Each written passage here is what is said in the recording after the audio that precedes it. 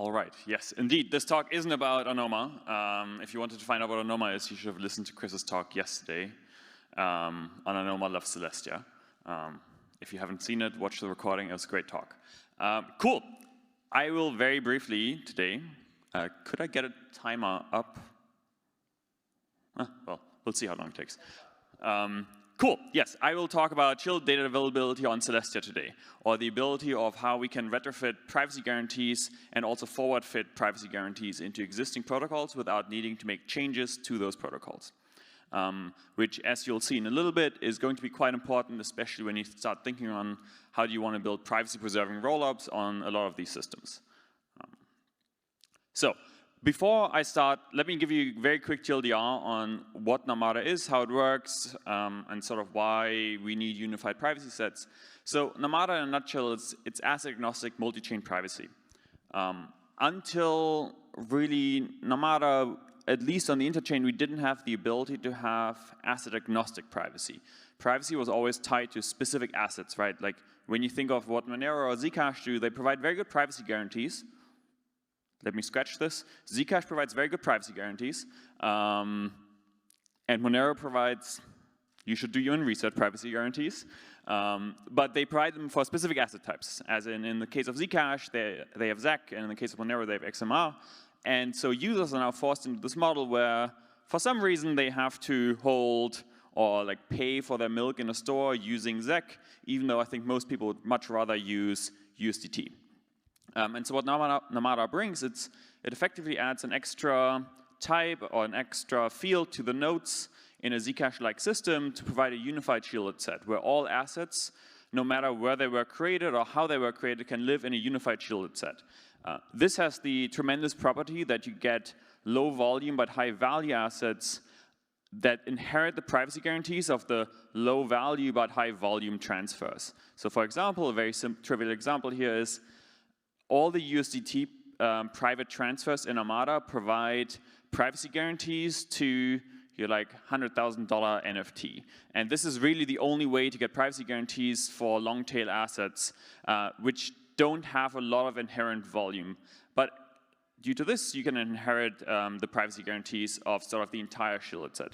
And the other big thing is, it means we don't have to keep forcing users into accepting specific assets in order to be private. Users can bring user-generated assets. I would assume in most cases it's going to be something like USDT, USDC, but if people sort of in 2 years from now want to create a new fancy stablecoin, that fancy stablecoin can inherit the last 3 years of sort of shielded set activity, and as a result has a much stronger privacy set at launch. The way this works with Namada is that Namada is a base layer chain. It's a sovereign L1 that connects to other systems via IBC. Side note on IBC, if you are thinking about building a bridge, don't read how IBC works. This mostly solves all your problems. Custom bridges are terrifying and they're very prone to errors. So with Namada, you get permissionless connections to other chains via IBC, so in the future if other chains pop up or assets on other chains pop up, those assets can also freely flow into Namada.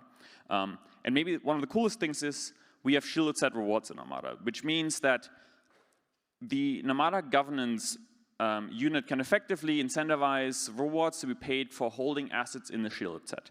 And this is actually very important because most people at the moment treat their sort of privacy as in, I want to have privacy right now for my asset. But this is actually really problematic because that means you sort of go from a transparent system into a shielded system and then back out. Now you have sort of a lot of statistical attacks that you can possibly pull off against this. So the much better idea is that you mostly want to hold all your assets in a shielded set all the time. And when you want to use them somewhere else that doesn't work with the shielded set, then you want to make them transparent. And the cool thing with Namada is you get shielded set rewards within the shielded set. So as in, if you hold some ETH in the shielded set, there may be incentives there that get paid out in the shielded set in the native asset of Namada, just by holding assets in the shielded set.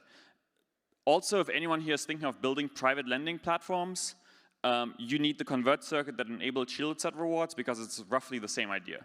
You have a transparent list of sort of conversion rates for specific asset types, and you can then upgrade specific assets in the shielded set. For example, you can go from like Osmo at epoch 1 to Osmo at epoch 5, and at the same time, when you do this upgrade, you claim the rewards for it.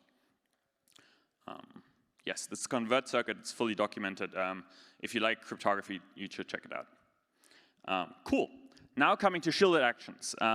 Once you have assets in the shielded set, you want to ideally have the ability to interact with the rest of the ecosystem, whether this is on the interchain or sort of within other specific L1s from within the shielded set, right? You don't want to have to take out your money from the shielded set all the time in order to use, let's say, a osmosis pool.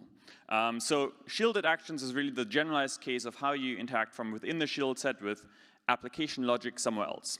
And really this can mean with specific dApps, for example on Ethereum, but this can also mean with specific app chains like Celestia or like Osmosis.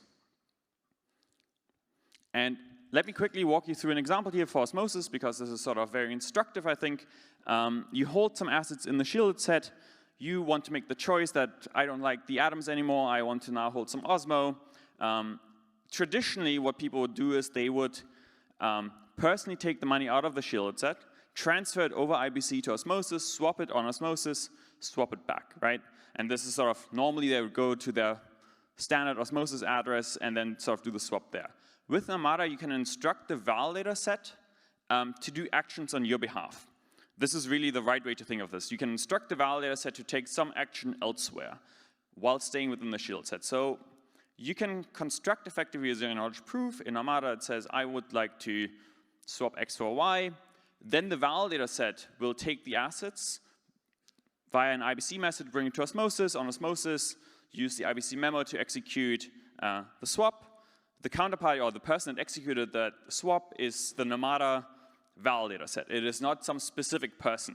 It is the entire chain sort of wanted to do a specific swap on Osmosis. That swap gets executed.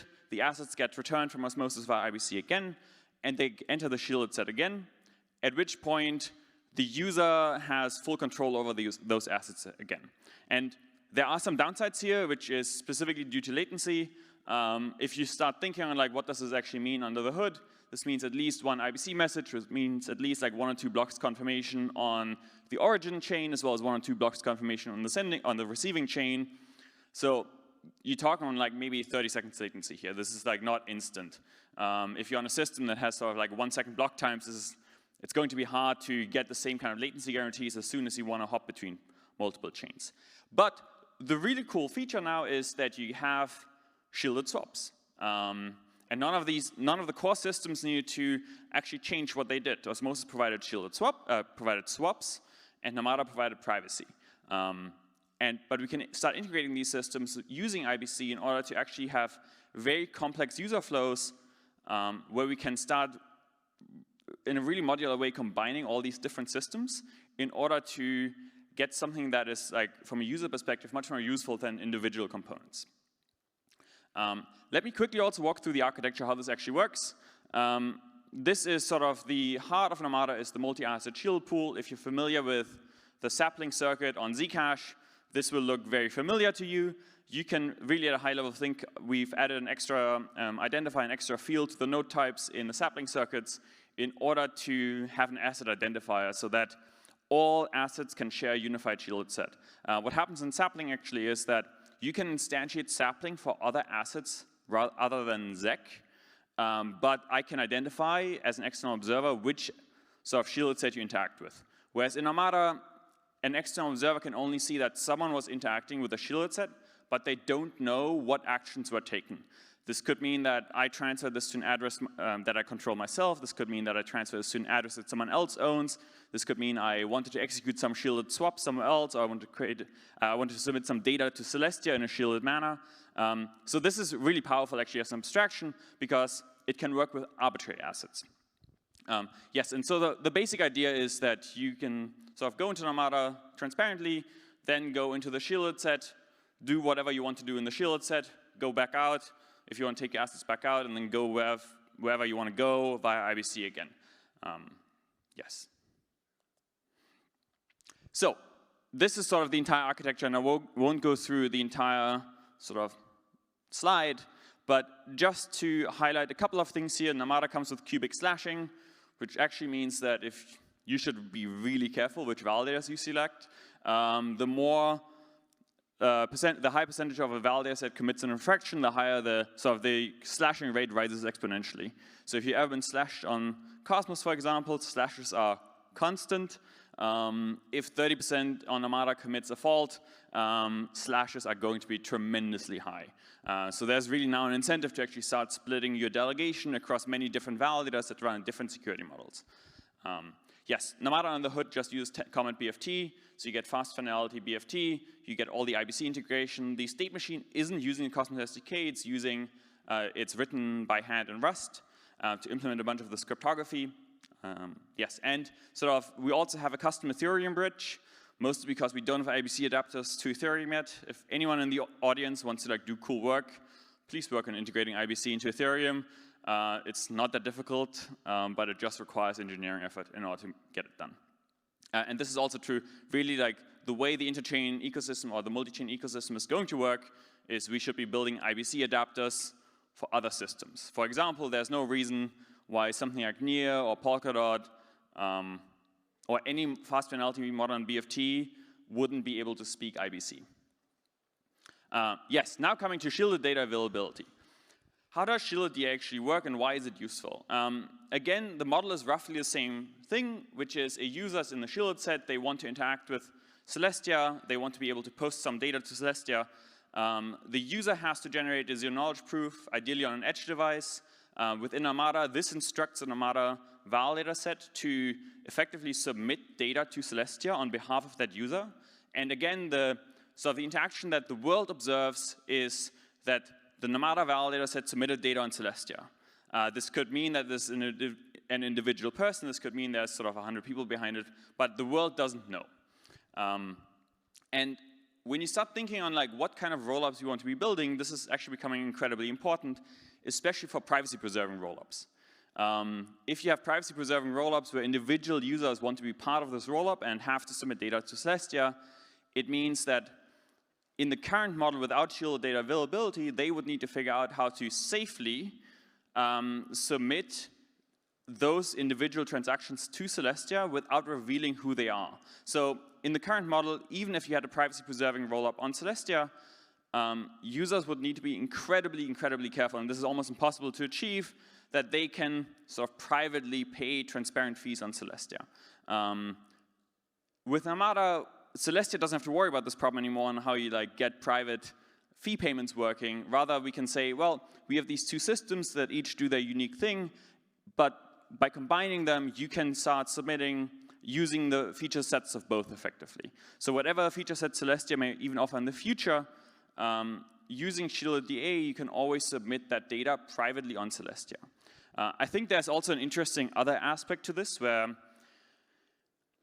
privacy has a lot of benefits, but it also has its complexity on an end user, because all of a sudden data moves from the center of the network, right? When you think of something like Ethereum, data all lives in this globally distributed, globally readable database. In a privacy-preserving world, this data starts moving to the edge devices, where individual phones need to hold this data. So one big question is, are users going to store all this data themselves, or are there going to be services where users can, for example, offload encrypted nodes to? And this is, I think, a future direction that I'm not exploring too much in this talk, but that is really interesting to think about for future research on how can we leverage data availability solutions to provide guarantees to users that they can get back their data, for example, their encrypted nodes, which they will need in order to access their funds.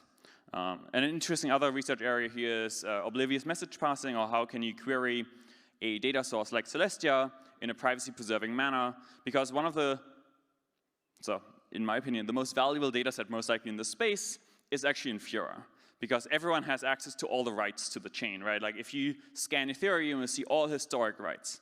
But in Fura, it's one of the only companies in the world that has access to 99% of all the reads, which is the much more difficult to obtain data set in in the world of blockchains.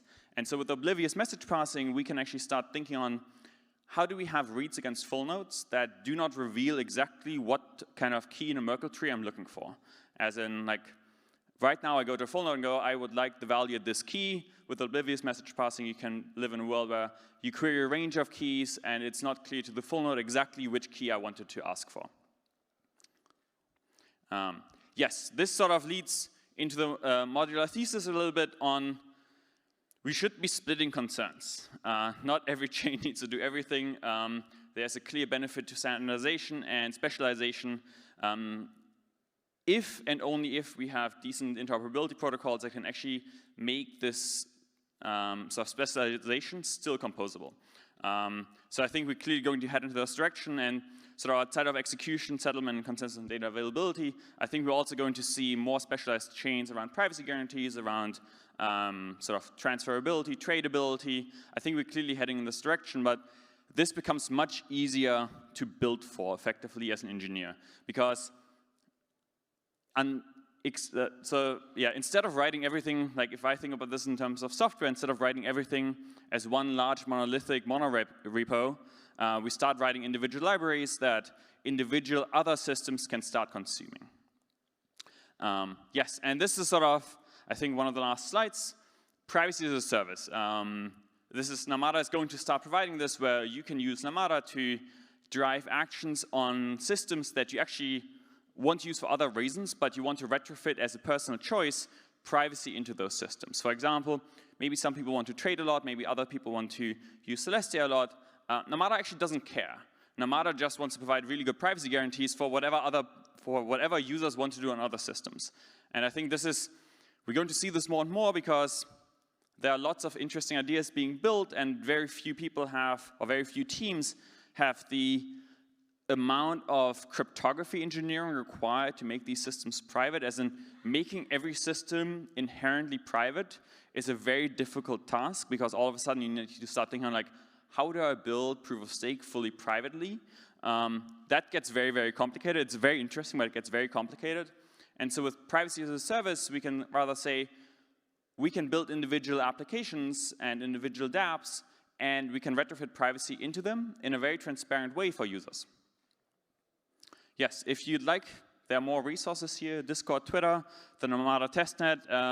Yeah, thank you very much.